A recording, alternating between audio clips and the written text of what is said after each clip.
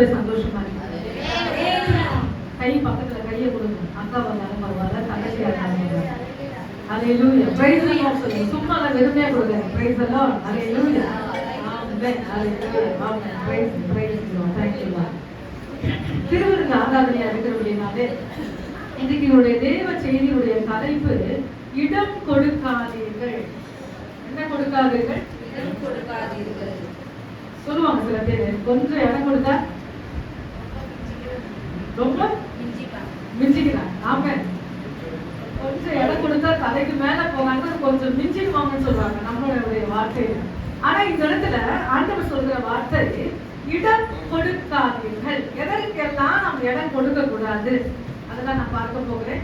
இன்னைக்கு அந்த ரத்தத்தையும் சரீரத்தையும் பானம் பண்ண போகிறோம். நம்மளே என்னென்ன காரியங்கள் நாம் இடம் கொடுக்க கூடாது என்று நான் பார்க்க போகிறோம். முதலாவதாக என்னுடைய எனர்ஜிக்கு, என்னுடைய வேகத்துக்கு நல்ல ஒத்து போகிற மாதிரி நல்ல ஹல்லேலூயா வாயை திறந்து நல்ல வாலிமை தூக்கி நம்மளுக்கு புரியுற மாதிரி நல்ல அழகா எடுத்து வாசிங்க. எபேசியர் எழுதின நிருபம் 4ஆம் அதிகாரம் 27ஆம் வசனம். எபேசியர் 4ஆம் இடம் கொடாமலும் இருங்கள். ஆமென். 4ஆம் அதிகாரம் 27ஆம் வசனத்துல ரொம்ப ஷார்ட் அண்ட் ஸ்வீட்டாக பிசாசுக்கு இடம் கொடாமல் இருங்கள். ஏன்னா அவன் எப்படி இருப்பான் பாக்கணும்ல. இடம் கொடுக்க கூடாதுன்னு சொன்னா சொல்லுங்க சுத்தி வருவான். அது இன்னும் கொஞ்சம் நல்லா பார்க்கணும்னா 1 பேதுரு 5:8 வாசிங்க. எப்படி நான் இடம் கொடுக்க கூடாது? 1 பேதுரு 5ஆம் அதிகாரம் 8ஆம் வசனம்.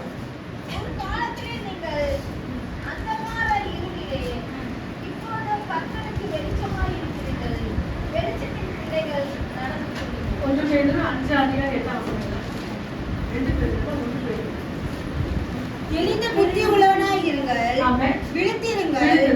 ஏனெனில் உங்கள் எதிராளியாகிய பிசாசானவன் கெர்ச்சிக்கிற சிங்கம் போல் எவனை விளங்கலாமோ என்று வகை தேடி சுற்றித் திரிகிறான். ஆமென். உங்க எதிராளி யாரு சொல்லுங்களேன்? உங்க எதிராளி யாரு? நம்ம பக்கத்துல இருக்கவங்களா? நமக்கு ஆப்போசிட்டா செய்யறவங்களா? இல்ல. ஆமென். உங்க எதிரானாகிய பிசாசானவன் எவனை விழுங்கலாமோ என்று அவன் வகை தேடி, உங்க கேப் அவன் பார்க்கணும். நீங்க எங்க தட்டனா எங்க விழுந்துருக்கு யாருக்கு தெரியும்? சத்தமா நீங்க எங்க அடிச்சீங்கன்னா எங்க விழுவீங்கன்னு சொல்லி அவனுக்கு நல்லா தெரியும். அதனால நீங்க எங்கேயுமே எப்படி இருக்காதீங்க, பலவீனமா இருக்காதீங்க வசனம். ஆமென். பிசாசுக்கு இடம் கொடாமல் இருங்கள். ஹல்லேலூயா. நீங்க கொஞ்சம் இடம் கொடுத்துட்டீங்கன்னா அவன் என்ன செய்வான்? சவாரி செய்ய ஆரம்பிப்பான். நம்ம மேல உட்கார்ந்து நம்ம என்ன செய்வான்? சவாரி செய்வான். அப்போ அந்த சவாரி செய்யறதுக்கு யார் இடம் கொடுக்கிறார்? நீங்களும் நானும் தான். இதற்கு நாம் சொல்றதை காட்டிலும் நாம் சொல்லலாம். ஆமென். பிசாசுக்கு இடம் கொடாமல் இருக்கல் என்றால் அவனை எவனை விழுங்கலாம். அப்ப பாத்தீங்கன்னாக்கா அவன் கடிக்க முடியாது. அவன் பல்ல எங்க பிடிக்கிட்டாரு? நாண்டவர்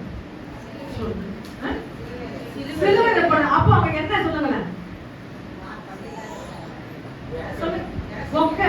ஆமென். ஹல்லேலூயா. அவன் என்னது? பொக்கை இருக்கவங்க எது கொடுத்தாலும் பாத்தீங்கன்னாக்கா என்ன செஞ்சிருவாங்க? முழுகிடுவாங்க. அதனால அவங்க பொக்கை, ஏன்னா அவனுடைய விஷத்தை, அவனுடைய பல்ல, அவனுடைய தலையை எங்க ஆண்டவர் எங்க மிதிச்சார்னா அதனால அவன் பொக்கை. இதுதான் நல்ல ஷார்ட் ஃபார்ம் சொல்லணும்னா அவன் பொக்கை.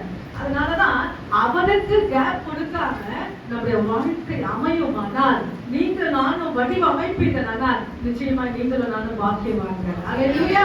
ஹல்லேலூயா. அடுத்ததாக வாசிக்க போகிறோம்.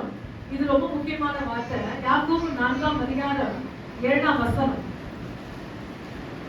பிசாசு வெட்கம் அடையட்டும். ஹல்லேலூயா. யாக்கோபு 4ஆம் அதிகாரம் 7ஆம் வசனம் வாசிங்க.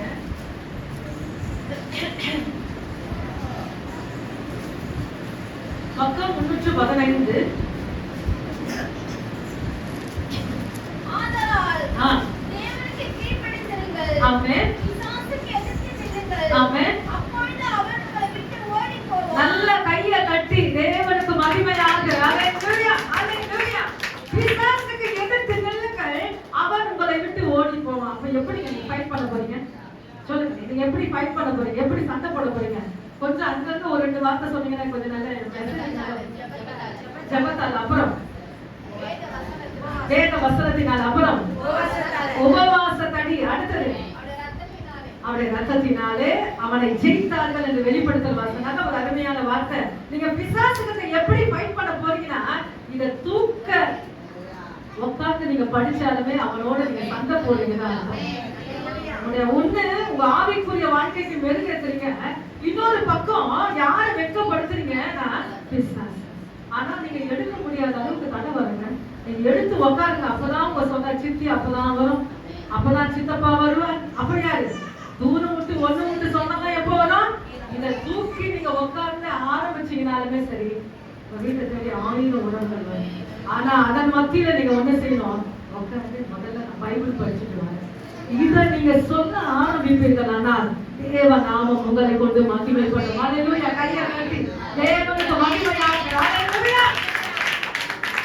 இந்த நாட்டுல என்னதான் நான் குறையா இருக்கிறேன்.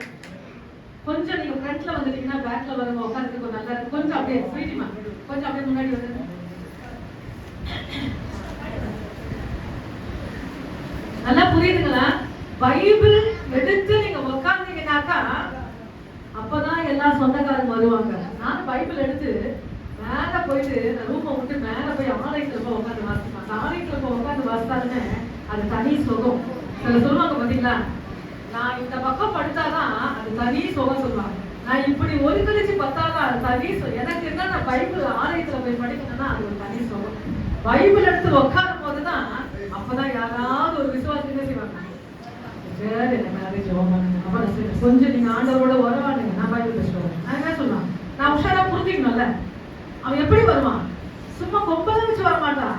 நம்ம ஜனங்களை, நம்ம ஜாதி ஜனங்களை கொண்டுதான் அவன் கடந்து வருவான். ஜெபம் பண்ணுங்க சொல்லுவோம், கொஞ்ச நேரம் நீங்க ப்ரே பண்ணுங்க, நான் பைபிள் படிச்சுடுவேன். ஏன்னா இது ரொம்ப முக்கியங்க, இந்த வாழ்க்கைக்கு இது ரொம்ப முக்கியம். தினந்தோறும் ஒவ்வொரு சத்தியம் இதுல இருக்குது.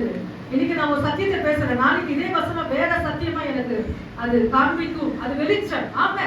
ஆனா இந்த இடத்துல அவனை நான் எப்படி ஓட செய்யணும்னா, ஜெபிக்கும் போது சிஸ்டர் உபவாசம் முக்கியமா. உபவாசம் எடுக்கும் போது, ஜெபிக்கும் போது, தேவனை துதிக்கும் போது, கையை தட்டி ஆவியில நிரம்பும் போது அவன் உங்களை விட்டு ஓடுவான். அது எந்த எக்ஸசைஸ் பண்ணாதீங்க, இந்த எக்ஸசைஸ் பண்ணி பாருங்க. அவன் உங்களை தொட இயேசுவின் நாமத்தினால கடந்து போவான். ஆமே. அதிகமா தேவ சமூகத்துல உட்காருங்க.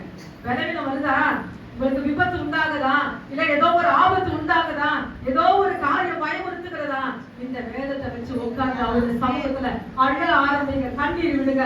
அதுதான் மிகப்பெரிய சொத்து. கர்த்தர் நமக்கு ஜீவன் கொடுப்பார். அவன் ஓடி போவான். 2ஆம் வாசிக்க போகிறோம். இல்ல இன்னும் ஒரு வாசிக்க, 2 கொரிந்தியர் 2ஆம் அதிகாரம் 10-11 வாசிங்க. 2 கொரிந்தியர் 2:10-11.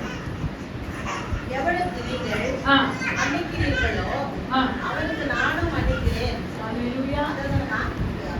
கரெக்ட் வாசிங்க. மேலும் எதை நான் மன்னித்திருக்கிறேனோ அதை உங்கள் நிமித்தம் கிறிஸ்துவுடைய சன்னிதானத்திலே மன்னித்திருக்கிறேன். 11 வாசிங்க. சாத்தானாலே நான் மோசம் போகாதபடிக்கு அப்படி செய்தேன். அவனுடைய தந்திரங்கள் தெரியாதவர்கள் அல்லவே. ஆமென். ஹல்லேலூயா. ரொம்ப நாளா மன்னிச்சிருக்க மாட்டீங்க. அவங்க கிட்ட வந்தா கூட, பேச வந்தா கூட நீங்க என்ன செய்வீங்க? அவாய்ட் பண்ணுவீங்க. நிச்சயமா அது வேண்டாம். ஆமென். ஹல்லேலூயா. நீங்க அவங்க மேல செய்யல, ஆண்டவர் என்ன செய்வீங்க? அந்த இடத்துல துன்பப்படுத்துவீங்க. ஆனா இந்த வசனம் சொல்றது மேல், எப்பவுமே ஒரு வசனம் படிச்சீங்கன்னா அந்த வசனத்துக்கு மேல ஒண்ணு என்ன செய்யணும்? படிக்கணும். அந்த இடத்துல சொல்றது, எவனுக்கு நீங்கள் மன்னிக்கிறீர்களோ அவனுக்கு நானும் மன்னிக்கிறேன். மேலும் மன்னித்திருக்கிறேனோ அதை உங்கள் நிமித்தம். ஆமென். ஆமென். கீழ் வசனம் சொல்கிறது, சாத்தானாலே ஆமென் அப்படி செய்தேன். நீங்க மன்னிச்சிட்டீங்கன்னாக்கா அது மன்னியாம இருக்கிறீங்க, அது யாருடைய ஆயுதம்னா பிசாசுடைய ஆயுதம். அதனால அவனால நான் மோசமா என்ன செய்யக்கூடாது, அவங்கள நீங்க இது பண்ணல, பிசாசை என்ன செய்றீங்க? கை கொட்டி நீங்க என்ன செய்ய வரவேற்கிறீங்க. அதனாலதான் சாத்தானாலே நான் மோசம் போகாதபடிக்கு அவருடைய தந்திரங்கள் நமக்கு தெரியாதவைகள் அல்லவே. ரொம்ப தந்திரக்காரங்க, ரொம்ப தந்திரக்காரங்க. அதாவது ரொம்ப நாட்களா நீங்க மன்னிக்கலைன்னா நிச்சயமாக அவங்களை இன்னைக்கு மன்னிச்சுடுங்க. இல்ல செத்தான நான் வரமாட்டேன் சொல்றீங்க, அப்படிப்பட்ட வார்த்தைகள் நமக்கு வேண்டாம். ஏன்னா அது யாருடைய தந்திரம்? நான் பிசாசுடைய ஆயுதம். ஆமென். எவைகளை நீங்க மன்னிக்கிறீங்களோ அவைகளை நானும் மன்னிக்கிறேன். ஹல்லேலூயா. நல்லா ஃப்ரீயா இருங்க, பாரமா இருக்காதீங்க. ஹல்லேலூயா. அதாவது ரொம்ப தூரமா அந்த உறவா அது உங்களுடைய பிள்ளைகளா இருந்தாலும் யாரா இருந்தாலும் சரி, நீங்க மன்னிச்சிடுங்க, மன்னிச்சுட்டு கடந்து போயிடுங்க. கர்த்தர் உங்களை ஆசீர்வதிக்கிறவரா இருக்கிறார். நல்ல ஒரு வசனம், அதற்கு ஜோடியான ஒரு வசனத்தை நான் வாசிச்சுதான் இப்ப நான் கடந்து வரணும்னு நினைக்கிறேன். ரோமர் எழுதின புத்தகம் 12ஆம் அதிகாரம் 19ஆம் வசனம் வாசிங்க. இதற்கு நல்ல ஒரு ஜோடியான பொருத்தமான வசனம் ரோமர் 12. என்ன சிஸ்டர், என்ன ரொம்ப பண்ணிட்டாங்களே, நீங்க எப்படி நீங்க சொல்லுவீங்க? வாசிங்க. இல்ல, ரோமர் 12:19 சிஸ்டர். பிரியமானவர்களே, அதுக்கு முன் வசனத்தை வாசிங்க. கூடுமானால் எல்லா மனுஷரோட சமாதானம் இருப்பார்கள். நானே பகிர்ந்து செய்வேன் என்று கர்த்தர் சொல்லுகிறார் என்று எழுதப்பட்டிருக்கிறபடியால் நீங்கள் பழிவாங்காமலும் கோப அக்கினிக்கு இடம் கொடாதீர்கள். கோப அக்கினிக்கு இடம் கொடுங்கள். 20ஆம் வசனம். அன்றைய உன் சத்துருக்களையும் பசியாய் இருந்தால் அவனுக்கு போஜனம் கொடு, போஜனம் கொடு. அவன் தாகமாய் இருந்தால் அவனுக்கு பானம் கொடு. பானம் கொடு. இப்படி செய்வதினால் அக்கினி உன் தலையிலும் அவன் தலைமேல் குவிப்பான். தலையில என்ன சிஸ்டர் ரொம்ப பண்ணிட்டாங்க, உங்களுக்கு தெரியாது. பாதிச்சவங்களுக்கு தான் அது நல்லா தெரியும். நிச்சயமா எனக்கு தெரியுது, ஒரு பாதிப்பு எனக்கு தெரியுது. நானும் அப்படிப்பட்ட அனுபவத்துல தான் கடந்து வந்துருக்கேன். ஆண்டவர் சொல்றாரு, நீ மன்னிச்சுடு. அடுத்தது அவங்க பசியா தான் என்ன கொடுக்கணும்? ஆதாரம் கொடு. ஆண்டவர் சொல்றாரு, கோபாக்கினிக்கு இடம் கொடு. ஆனா இந்த இடத்துல இடம் கொடுக்காதீர்கள் என்று நான் வசனம் சொன்னேன். பிசாசுக்கு இடம் கொடுக்காதீங்க நான் சொல்லிட்டேன். ஆனா இந்த இடத்துல உன் சத்துருவுக்கு நீ பசியா இருக்கும் போது நீ கொடுக்கும் போது அந்த இடத்துல யாருக்கு இடம் கொடுக்கிறேன்னா ஆண்டவர் இடம் கொடுக்கிறேன். நீங்க பசியா இருக்கும் போது அவங்களுக்கு ஆகாரம் தண்ணி கொடுத்துட்டீங்க, மன்னிச்சுட்டீங்க, ஆண்டவர் மன்னிச்சீங்க. அந்த விஷயத்த அவர் கரெக்டா இருக்கிறாரா? அதனால என்ன செய்யணும்னா கோபாக்கினிக்கு இடம் கொடுங்க. நான் பதில் செய்வேன், நீங்க பதில் செய்யாதீங்க. நீ பேசாம போயிடாத, அவங்க கிட்ட எந்த வார்த்தையும் சொல்லாம இருக்காது. மன்னிச்சுட்டு மறந்துடு. கோபாக்கினிக்கு இடம் கொடு. அல்லேலூயா. நல்லா புரியுதுங்களா? தெளிவா நான் பேசணும்னு எனக்கு அவசியம் இல்லை. ஆண்டவர் பதில் செய்கிற தெய்வம். அல்லேலூயா. Praise the Lord. இரண்டாவதாக வாசிக்க போகிறோம். வீண் பேச்சுக்கு இடம் கொடுக்காதீர்கள். 1 தீமோத்தேயு 1ஆம் அதிகாரம் 6ஆம் வசனம் வாசிங்க. 1 தீமோத்தேயு 1ஆம் அதிகாரம் 6ஆம் வசனம். இவைகளை சிலர் நோக்காமலோ வீண் பேச்சு இடம் கொடுக்கிறதோ விலகி போனார்கள். இவைகளை சிலர் நோக்காமல் வீண் பேச்சுக்கு இடம் கொடுத்து விலகி போனார்கள். ஒரு இடத்துல உட்காருங்க, காரணமா உட்காருங்க. என்ன செய்யுங்க? உங்க வீட்டை விட்டு வெளியே வராண்டால வந்துட்டீங்க. அந்த வராண்டால வந்துட்டா இல்லாத நபர்களை பத்தி என்ன செய்யக்கூடாது? நம்ம பேசக்கூடாதுமா, பேசக்கூடாது. அதுவும் உலகத்தாரை விட கர்த்தருடைய பிள்ளைகள் ரொம்ப முக்கியம். நாம் எதை தூக்குறோம்னா நாம் வேதத்தை தூக்குறோம். அன்னைக்கு எனக்கு சொல்வார் ஒரு வார்த்தை, வேதக்காரங்க. அப்பெல்லாம் என்ன சொல்லுவாங்கன்னா வேதக்காரங்க போறாங்க. என்ன சொல்லுவாங்க? வேதக்காரங்க. இந்த வேதக்காரன் என்றால் இந்த பைபிளை தூக்குறவங்க. ஆமே. கொஞ்சம் வராண்டால வந்துட்டீங்கன்னா காரணமா உட்காருங்க. யாராவது பாக்கணும்னா உட்காரு. ரொம்ப நாள் நம்ம கண்ணுல மாட்ட மாட்டாங்க, பாக்கணும்னா உட்காரு. ஆனா வீண் பேச்சுக்கு இடம் கொடுக்காது. வசனம் சொல்கிறது, இவைகளை சிலர் நோக்காமல். எவைகள் என்று சொன்னால் மேல் வசனம் சொல்லுகிறது, கற்பனையின் பொருள் என்னவெனில் சுத்தமான இருதயத்திலும் நல்மனசாட்சியிலும் மாயமற்ற விசுவாசத்திலும் பிறக்கும் அன்பே. இவைகளை சிலர் நோக்காமல் வீண் பேச்சுக்கு இடம் கொடுத்து. தீமோத்தேயுல இன்னொரு நல்ல ஒரு வசனம், அதை நான் எடுக்கல. ஆனா அதுல என்னன்னா சீர்கேடும் கிழமைகள் பேச்சு. என்ன பேச்சு சொல்லுங்களேன்? கிழமைனா அவங்க ரொம்ப நரைச்சலா இருக்க மாட்டாங்க. ஒரு 4 பேர் முடிக்கிறாங்கன்னா அது என்ன பேச்சு வருமா? கடல் பேச்சு. அந்த இடத்துல நீ நிற்காதன்னு சொல்லுறேன். அவருடைய ரத்தத்தையும் அவருடைய சரீரத்தையும் நாம் ஆனம் பண்ண போகிறோம். வீண் பேச்சுக்கு இடம் கொடுக்காதீங்க. யாரை பற்றி பேசாதீங்க. இல்லாத நபர்களை பத்தி நான் பேசவே தேவை. அவன் கர்த்தர் பார்த்து கொள்வார். உங்களுக்கு விரோதமா யாரா இருந்தாலும் சரி, அவளை பத்தி யாருக்கிட்ட நீங்க புறம் பேசாதீங்க. கர்த்தர் உங்களை ஆசீர்வதிக்கிற தேவனாக இருக்கிறார். இன்னொரு வசனம் வாசிக்கிறேன். தீத்து 1ஆம் அதிகாரம், அது பக்கத்திலே இருக்க பாருங்க. தீத்து 1ஆம் அதிகாரம் 10ஆம் வசனம். அதே பேர் விசேஷமாய் விருத்த சேதனம் உள்ளவர்கள், அடங்காதவர்களும் வீண் பேச்சுக்காரரும். அல்லேலூயா. இன்னைக்கு பாத்தீங்கன்னாக்கா வீண் பேச்சுக்காரரும் அடங்காதவர்களும். இன்னைக்கு நான் நான் சொல்றேன்ல, கேட்க மாட்டேன். நீ என்ன சொல்ற பிள்ளைங்க கிட்ட? நான் சொல்றேன்ல, கேட்க மாட்டேன். இன்னைக்கு சபையில என்ன சொல்றோம்? கர்த்தருடைய வார்த்தை நாம் சொல்லுகிறோம். கேட்கிறது கேட்காத யார் கேட்காத? நம்முடைய கடன். அல்லேலூயா. ஏன்னா கர்த்தருடைய வார்த்தை ரொம்ப முக்கியம். எதை செய்யறோமோ இல்லையோ இதை நாம் செய்ய வேண்டும். ஆமென். இதை செய்யும் போது அதான் ஒரு வசனம் இருக்கிறது.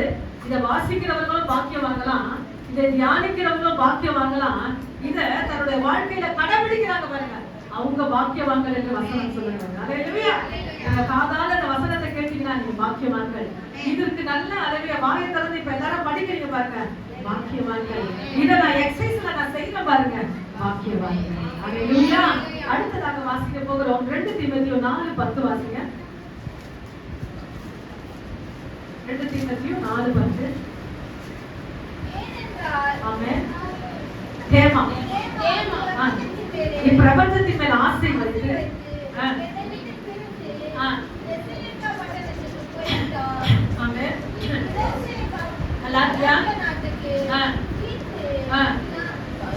கல்மாத்தியா நாட்டிற்கு 11 லூக்கா மாத்திரம் என்னோடு இருக்கிறார், மார்க்குவை உன்னோட கூட்டிக் கொண்டு போ, ஊழியத்தில் அவன் எனக்கு பிரயோஜனம் உள்ளவன். அப்போஸ்தலன் பவுல் சொல்லுகிறார், தேமா என் கூட இருந்தான், ஆனா உலகத்து மேல ஆசை வந்த உடனே அவன் என் கூட இருந்தான். அப்போஸ்தலன் பவுல் சொல்றார், ரொம்ப வேதனைப்பட்டு சொல்றார், ரொம்ப எனக்கு ஒரு வலது கை மாறி இருந்தான் தேமா, இப்போ எதை மயக்கிடுச்சுனாக்கா இந்த உலகத்தின் பின்னாடி அவன் கொண்டு போயிட்டான். ஆனா இப்ப என் கூட யாரு இருக்காருன்னா லூக்கா மட்டும் இருக்கிறார். லூக்கா புத்தகம் எத்தனை பேர் படிச்சிருக்கீங்க? கையை தூக்குங்க. லூக்கா எல்லாம் படிச்சிருப்பீங்களே, அந்த லூக்கா மட்டும் என் கூட இருக்கிறான். ஆனா நீ யாரை கூட்டிட்டு போனாக்கா மார்க்குவை கூட்டிட்டு போ. மார்க்கு எப்படின்னா ஊழியத்துல மிகவும் பிரயோஜனம் உள்ளவன். ஊழியத்துல நீங்க சப்போர்ட்டா இருக்கிறீங்கன்னா நான் உங்களை அல்லேலூயா பிரைஸ் நான் கை தட்டு தேவல, பரலோகமே உங்களை கரமொட்டி அல்லேலூயா.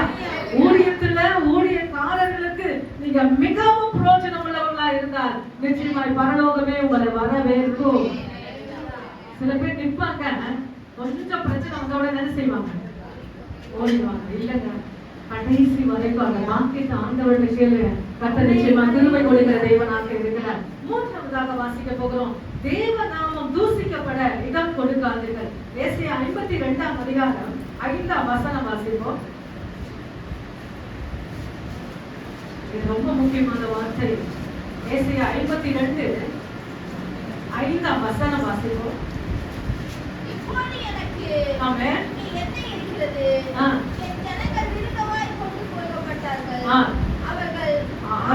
ஆளுகிறவர்கள் அழக பண்ணுகிறார்கள், நித்தமும் இடைவிடாமல் தேவம் நாமம் தூசிக்கப்பட இடம் கொடுக்காது. என்னுடைய தலைப்பு என்ன? இடம் கொடுக்காதீர்கள், இடம் கொடுக்காதீர்கள். முதல் பாயிண்ட் என்னது?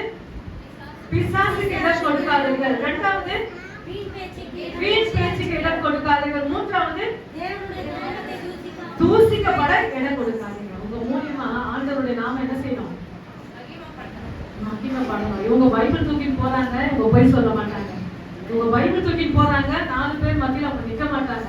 இவங்க பைபிள் தூக்கிட்டு போறாங்க, கொடால கண்ட கதைய பேச மாட்டாங்க, தண்ணி பிடிச்சிட்டு போயிட்டே இருப்பாங்க. யார் சொல்லணும்? ஒரு ஜாதி ஜனங்கள் சொல்லணும். கிறிஸ்துவை ஏற்றுக்கொள்ளாதவர்கள் சொல்லணும். அப்படியாக என் நற்சாட்சி வெளிப்பட வேண்டும். என் மூலமா என் ஆண்டவருடைய நாம மகிமைப்பட வேண்டும். அல்லேலூயா. அடுத்ததாக வாசிக்க போகும் எரேமியா 36ஆம் அதிகாரம் 21 வாசிங்க. எரேமியா 36:21.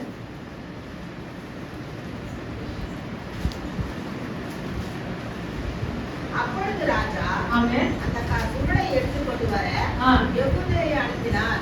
யெகூதி அதை சத்திரவிடமாக எலிசாவின் அறையிலே இருந்து எடுத்துக்கொண்டு வந்து ராஜா கேட்கவும் ராஜாவிடத்தில் நின்ற எல்லா பிரபுக்களும் கேட்கவும் வாசித்தார்.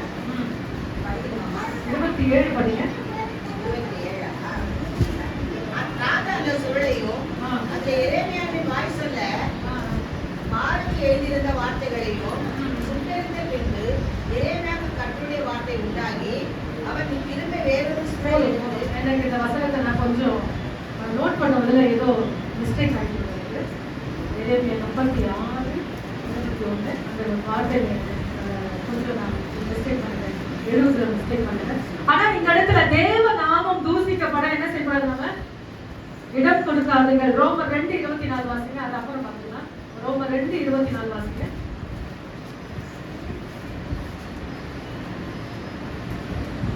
சுபாவத்தின்படியே துக்க சேதனம் இல்லாதவளாய் இருந்தோம், நியாய பிரமாணத்தை நிறைவேற்றுவளாய் இருந்தார்.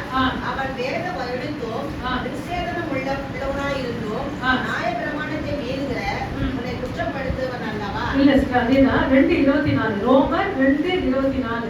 எழுதியிருக்கிறபடியே தேவனுடைய நாமம் புறஜாதிகளுள்ளே மூலமா பூஷிக்கப்படுகிறதே.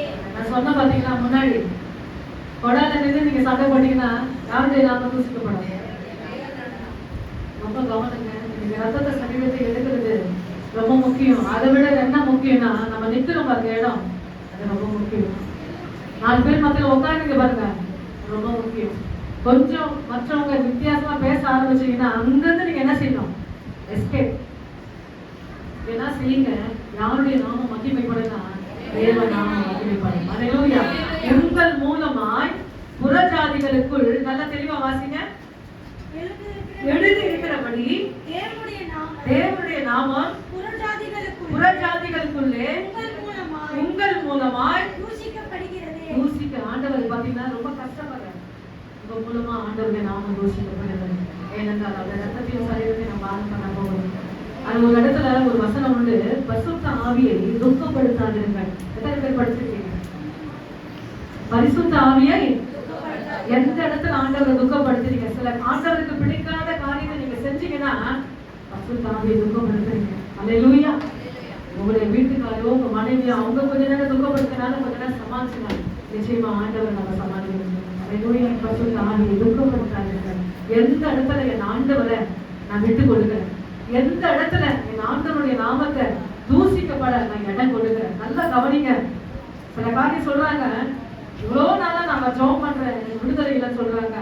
இவ்வளவு காலம் நான் சர்ச்சைக்கு வரேன், விடுதலை இல்லை சொல்ல. எனக்கு அருமையான கர்த்தருடைய பிள்ளைகளை, ஏதோ ஒரு காரியத்துல நீங்க வீக்கா இருக்கிறீங்க, அந்த வீக்க செக் பண்ணுங்க. கர்த்தர் நிச்சயமாக அந்த இடத்துல இருந்து நீங்க மாற்றங்களை உண்டாக்குவீர்கள். ஆனால் நிச்சயமாக என் ஆண்டவர் போல அல்லேலூயா வல்லமைக்குள்ள, சேவத்துக்குள்ள, ஜெயத்துக்குள்ள, சுகத்துக்குள்ள அவர் வழிநடத்த அவர் வல்லமையுள்ள தேவனா இருக்கிறார். எவ்வளவு பேருக்கு செய்யறாரு? ஏன் நமக்கு செய்ய மாட்டாரா? எத்தனையோ அற்புதங்கள், 1 2 இல்லைங்க. இந்த ஆண்டை கொஞ்சம் திரும்பி பாருங்க. இந்த டிசம்பர் மாசம் எண்டிங்ல வந்துட்டீங்க. கொஞ்சம் ஜனவரி மாசத்துல இருந்து எப்படிலாம் நீங்க கஷ்டப்பட்டு இருந்திருப்பீங்க, அதெல்லாம் திரும்பி பாருங்க. உங்க வீட்டுல ஒண்ணுமே இருந்திருக்காது. ஆண்டவர் ஒன்றன் பின் ஒன்றாக சில காரியங்களை வாங்க வைத்திருப்பார். அதற்கெல்லாம் ஆண்டவருக்கு நன்றி சொல்லுங்க. உங்க சரீரத்துக்கு ஆண்டவர் ஜீவன் கொடுத்திருக்கிற எத்தனையோ பேர் ஆண்ட முடிக்க முடியல, ஆனா ஆண்ட முடிக்க கட்ட நமக்கு உதவி செஞ்சிருக்க. அதுக்கெல்லாம் எவ்வளவு தேங்க்ஸ் சொன்னாலும் போதாது. எனக்கு அருமையான கர்த்தருடைய பிள்ளைகளை ஆண்டவருக்கு நன்றி சொல்ல ஆரம்பிங்க. கர்த்தர் நிச்சயமா இவங்களை ஆசீர்வதிப்பார். அடுத்து நாங்க வாசிக்க போகிறோம்.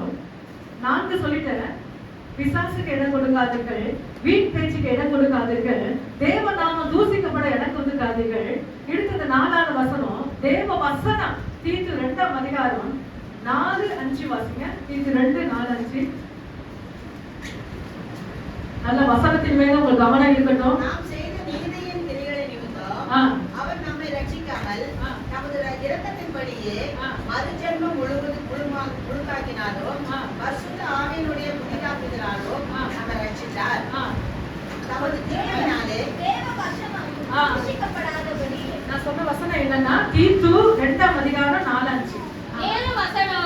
தூசிக்கப்படாதபடிக்கு பாலியல் ஸ்திரீகளையும் தங்கள் புருஷனிடத்தில் தங்கள் பிள்ளைகளிடத்திலோ அன்புள்ளவர்களாகவும் தெளிந்த புத்தியுள்ளவர்களாகவும் கற்புள்ளவர்களும் வீட்டில் தரித்திருக்கிறவர்களும் நல்லவர்களும் தங்கள் புருஷனுக்கு கீழ்ப்படுகிறவர்களுமாய் இருக்கிறபடியால் அவர்களுக்கு படிப்பிக்கப்பட்டக்க நற்கிரியைகளையோ ஒதுக்கிறவர்களுமாய் இருக்குவோ முதிர் வயது உள்ள ஸ்திரீகளோ புத்தி சொல். இந்த இடத்துல கொஞ்சம் அந்த வசனத்தை நிறுத்த. பெண்களுக்கு ரொம்ப முக்கியமான வார்த்தை. தேவ வசனம் தூசிக்கப்படாதபடிக்கு பாலிய ஸ்திரீகள் தங்கள் புருஷனிடத்திலும் தங்கள் பிள்ளைகளிடத்திலும் அன்புள்ளவர்களும். என்னதான் பைபிள் தூங்கினாலும் உங்க வீட்டுக்காரனை நேசிக்கலன்னா, உங்க உங்க பிள்ளைகளை நேசிக்கிறதா ஆண்டவருக்கு பிடிக்காது. அவன் சில பேர் சொல்லுவாங்க, பைபிள் தூக்கி காலையில இருந்து பைபிள் தூக்கிட்டு போயிடுறாங்க. ஆனா எங்க அன்பு இல்லையா? குடும்பத்துல அன்பு இல்லையா? வீட்டுக்காரர்கிட்ட இல்லையா? பிள்ளைகிட்ட இல்லையா? ஆனா என்ன செய்யறாங்க? காலையில சர்ச்சைக்கு போறாங்க. ஏன்? அது ஒரு வேதனையான காரியம். தேவ வசனம் தூசிக்கப்படாதபடிக்கு இடம் கொடுக்காதீர்கள். கீழ் வசனம் சொல்லுகிறது, தெளிந்த புத்தி உள்ளவர்களும் கற்புள்ளவர்களும் வீட்டில் தரித்திருக்கிறவர்களும். உங்க வீட்டுல நீங்க என்ன செய்யணும் சொல்லுங்க. வீட்டுல என்ன செய்யணும்? நான் அங்க ஓடுறேன், வீட்டிலேயே இருக்கணும். எனக்கு அருமையான ஒரு வசனம் என்ன? யாக்கோபு கூடார வாசிங்க. யாக்கோபு யாரா? என்ன வாசிங்க? கூடார வாசிங்க. என்ன சொல்லுங்க? சில கால எல்லாம் பாத்தீங்கன்னா சக்கரம் போடுற மாதிரி சுத்திக்கிட்டே இருப்பாங்க. அவங்க ரொம்ப பிஸியா. அதனால உங்க வாழ்க்கை நீங்க அதிர்ச்சத்துக்கு சமம். ஆமே. வீட்டில் தரித்திருக்கிறவர்களும், கீழே வசனம் சொல்லுங்க வாசிங்க. தேவ வசனம் இல்ல இல்ல இல்ல, வீட்டில் தரித்திருக்கிறவர்களும் நல்லவர்களும். நல்லவர்களும். வீட்டுல தச்சிருக்கோம் யாருங்க சொல்லுங்க. யாரெல்லாம் வீட்டுல இருக்கீங்க? நம்ம வீட்டுல நம்ம இருக்கோம். வேலைக்கு போறது நான் அதை பத்தி நான் சொல்றேன். அனாவசியமா ஒவ்வொரு வீட்டுல போய் ஏறி ஏறி ஏறி குறை பேசிட்டு அல்லேலூயா வாடி இந்த பக்கமா அந்த பக்கமா நாம இங்க சுத்தலாம் அங்க சுத்தலாம். கீழே வசனம் சொல்லுறது, வீட்டில் தரித்திருக்கிறவர்களும் நல்லவர்களும். ரொம்ப பெண்களுக்கு ரொம்ப முக்கியமான வார்த்தை. அடுத்தது வாசிங்க. கீழ்படுகிறவர்களா இருக்கும்படி படிப்பிக்கத்தக்க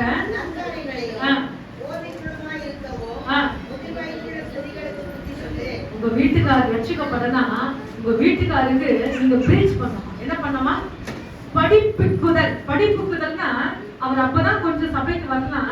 அப்பதான் ஏசப்பா பத்தி அவர் அறிஞ்சிக்கணும். அவங்களுக்கு நீங்க என்ன செய்யணும்?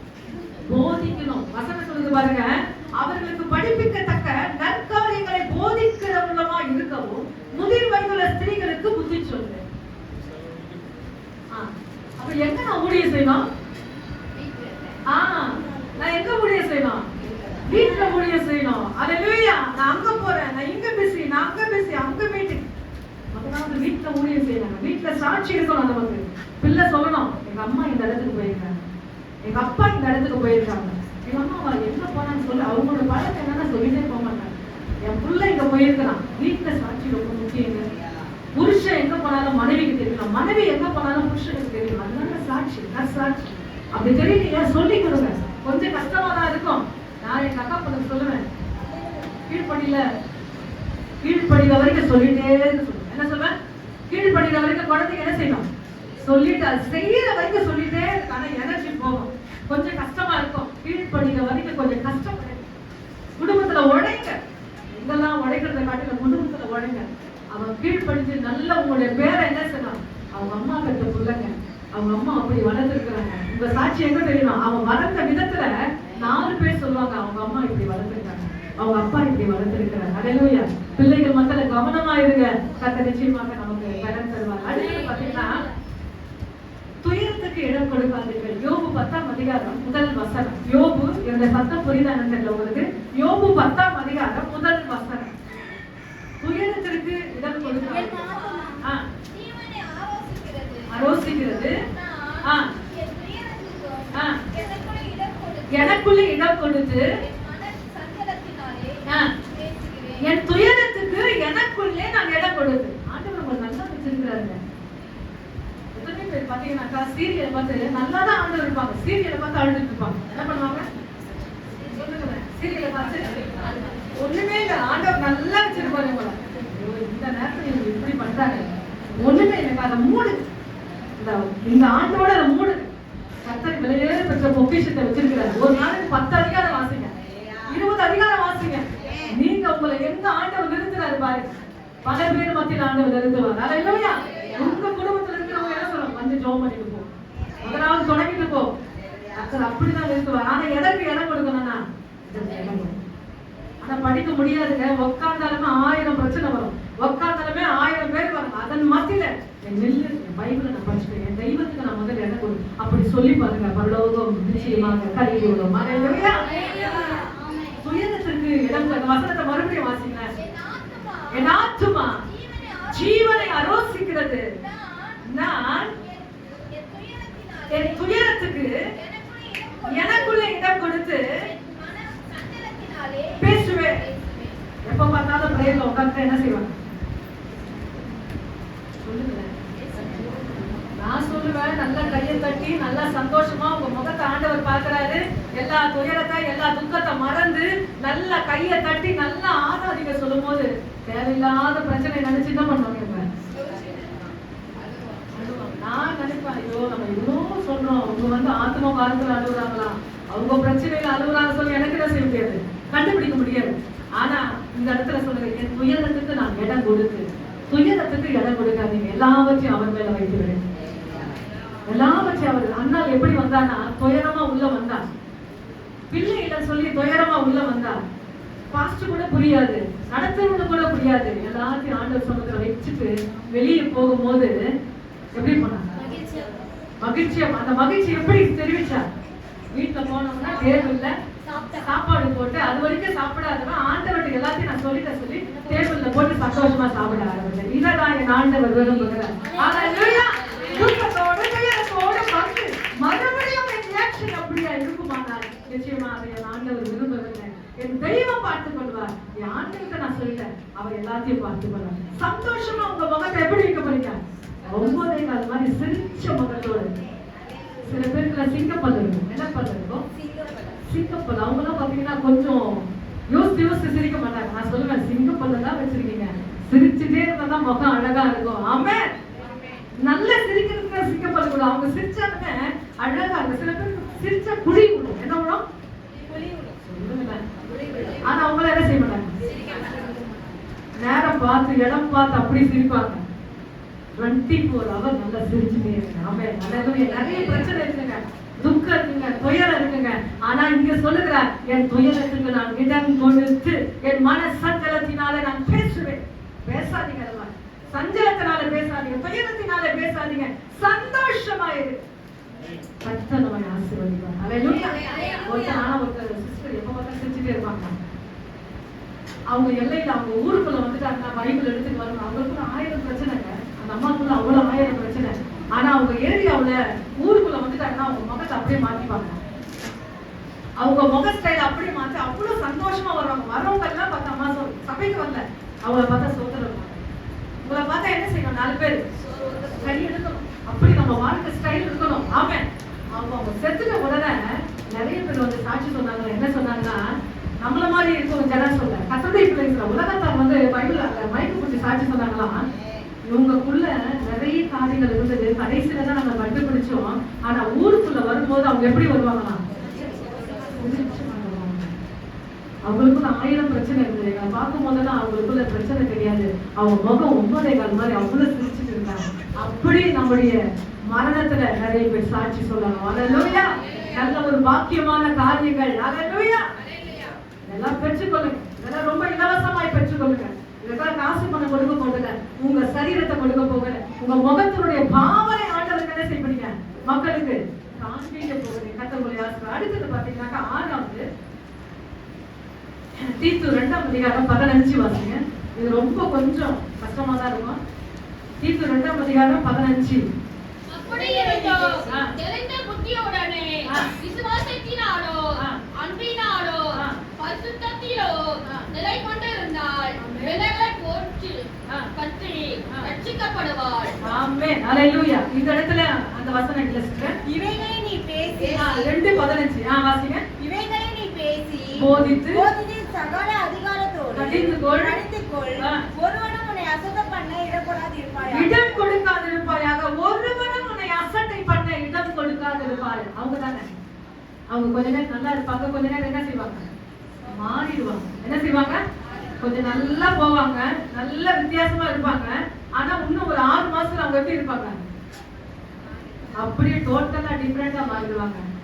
ஒருவரும் உன்னை அசட்டை பண்ணாதபடிக்கு இடம் கொடுக்காதிருப்பாயாக. இன்னொரு வசனம் வாங்க. 1 தீமோத்தேயு 4ஆம் அதிகாரம் 2ஆம் வசனம்.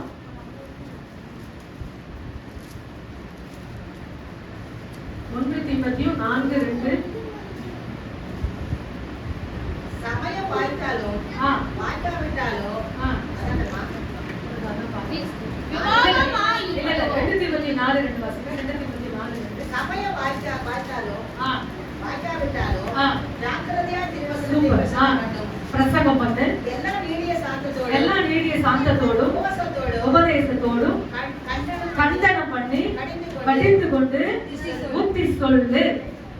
கண்டனம் பண்ணி எப்படிங்க ரொம்ப ஷார்ப்பா என்ன சொல்றது அந்த இடத்துல முகஸ்துதி பார்க்க கூடாது. என்ன பார்க்க கூடாது? என் புள்ளையாச்சே. கண்டனம்னா வெட்டு ஒண்ணு துண்டு ரெண்டு. கண்டனம் பண்ணி இடத்துல வார்த்தை சொல்லுகிறது. சமயம் வாய்த்தாலும் வாய்க்கா விட்டாலும் சாக்கத்திய திருவசனத்தை பிரசங்கம் பண்ணு. எல்லா நீடிய சாந்தத்தோடு உபதேசத்தோடு கண்டனம் பண்ணி கடிந்து கொண்டு புத்தி சொல்லு. எந்த இடத்துல கரெக்டா பேசணுமோ அந்த இடத்துல கரெக்டா பேசுங்க. அது பிள்ளையா இருந்தாலும் வீட்டுக்காரா இருந்தாலும் உங்க அப்பாவா இருந்தாலும் உங்க அம்மாவா இருந்தாலும் யாரா இருந்தாலும் கண்டனம் பண்ணி சமயம் வாய்த்தாலும் வாய்க்கா விட்டாலும் இந்த சுவிசேஷத்தை பிரசங்கம் பண்ணு. நான் மட்டும் இல்லைங்க, உங்க குடும்பத்துல நீங்க பிரசங்கம் பண்ணணும். உன் கணவன் உன் பிள்ளைக்கு இது ஆண்டவருக்கு பிடிக்காது, நீ இதை செய்யற, நிச்சயமா இதனால நீ கஷ்டப்படுவ தவிர என்னால வர முடியாது. தெளிவா பேசுங்க, தைரியமா பேசுங்க. ஏன்னா வசனம் சொல்றது கண்டனம் பண்ணி கடிந்து கொண்டு புத்தி சொல்லுங்க. இது விருதுக்கு ஆராதனை ரொம்ப முக்கியமான வார்த்தை. உங்க குடும்பத்துல நீங்க ஊழியம் செய்யுங்க, கர்த்தர் உங்களை ஆசீர்வதிப்பார். அடுத்து நாங்க வாசிக்க போகிறோம். பிரசங்கி மாம்சத்தை பாவத்துக்குள்ளாக வாய்க்கு இடம் கொடுக்காதே. பிரசங்கி 5:6 வாசிங்க. முடிக்க விரும்புற கடைசி வசனம் பிரசங்கி 5:6 வாசிங்க.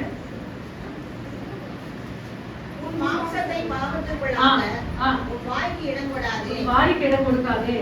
அது புத்தி பிசிப்பினால் செய்தது என்று தூதருக்கு முன் சொல்லாதே.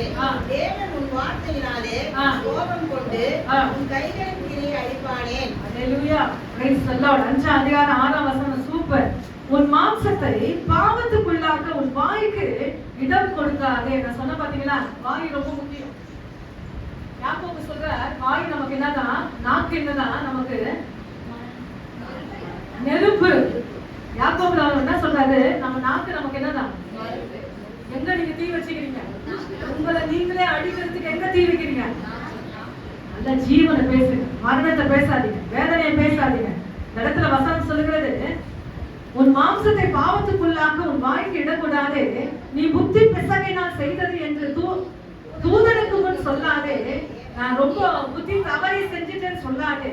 தேவன் வார்த்தைகளினாலே கோபம் கொண்டு உன் கைகளின் கிரியை அழிப்பானே.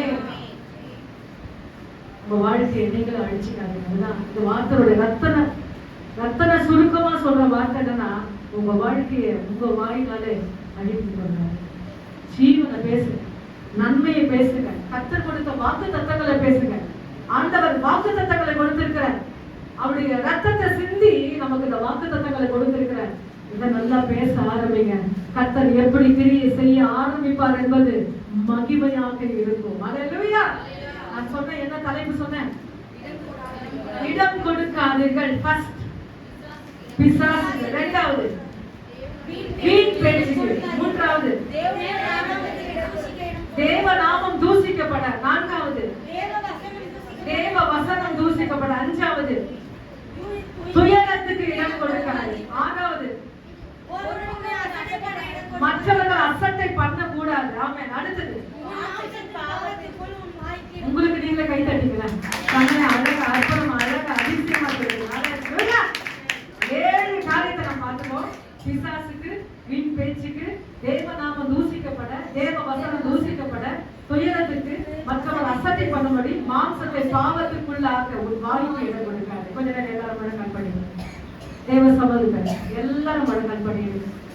கொஞ்சம் நீங்க கேப் கொடுத்துட்டீங்கன்னா, பிசாசுக்கு கொஞ்சம் நீங்க கேப் கொடுத்துட்டீங்கன்னா சமாதி செய்ய ஆரம்பிச்சிடுவான்.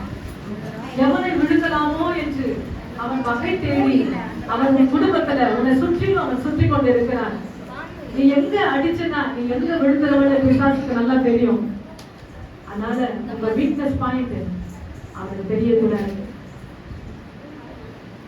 நம்ம வாழ்க்கையில் இருக்கிற வீக்னஸ் பாயிண்ட் பிசாசுக்கு தெரியக்கூடாது. பிசாசுக்கு எதிர்த்து நில்லுங்க, அவன் உங்களை விட்டு ஓடி போவான். பிசாசுக்கு எதிர்த்து நில்லுங்கள். எப்படி எதிர்த்து நிற்பது? வேதம் வாசிப்பது, ஆலயத்துல வந்து முழங்கால் படியிடுவது, அவரை துதிப்பது, அல்லேலூயா. நீங்க பரிசுத்தமா இருப்பது இப்படியெல்லாம் நீங்க இருந்தீங்கன்னா பிசாசு உங்களை விட்டு ஓடி போவார். வீண் பேச்சுக்கு இடம் கொடுக்காதீங்க. யாராவது 2 நபர் வந்து தேவையில்லாம பேசுறாங்களா, நான் ஜெபிக்கணும், நான் பைபிள் படிக்கணும், இது வரைக்கும் பேசுனது போதும்னு சொல்லி அங்க நிறுத்த ஆரம்பிங்க. கர்த்தர் நிச்சயமா உங்க வாழ்க்கையை அவர் ஆசீர்வதிப்பார். தேவ நாமம் தூசிக்கப்பட ஒரு நாளும் இடம் கொடுக்காதீங்க. தேவ வசனம் தூசிக்கப்பட ஒரு நாளும் இடம் கொடுக்காதீங்க. துயரத்துக்கு இடம் கொடுக்காதீங்க. எப்பவுமே அழுத முடிச்சு அழுகாதீங்க. எல்லாத்தையும் ஆண்டவர் பார்த்துப்பாங்க. எல்லாத்தையும் கடந்து போயிட்டு ஆண்டவருக்கு நன்றி சொல்லிட்டே இருங்க. கர்த்தர் நிச்சயமா உங்க வாழ்க்கைக்கு நல்ல பலத்தை, சுகத்தை, ஜீவன் கொடுக்க அவர் வல்லமை உள்ள தேவராக இருக்கிறார். கரங்களை உயர்த்தி இந்த வசனத்தின்படி கர்த்தர் நடக்கும். கரங்களை உயர்த்தி எல்லாரும் ஸ்தோத்திரம் பண்ணுவோமா? ஆண்டவரே, இந்த வசனத்தின்படி, இந்த வார்த்தையின்படி ஆண்டவரே எங்களை நடத்துவீராக. இடம் கொடுக்காதீர்கள் என்ற வசனம் சொல்லுகிறது. ஐயா ஆண்டவரே, எதுக்கெல்லாம் இடம் கொடுக்கூடாதுன்னு சொல்லி 7 பாயிண்ட் நாங்க பார்த்தோம். கர்த்தர் எங்களை நடத்துவீராக. எங்க தெய்வம் எங்களை நடத்துவீராக. பரிசுத்த ஆவியானவர் எங்களை நடத்துவீராக. பரிசுத்த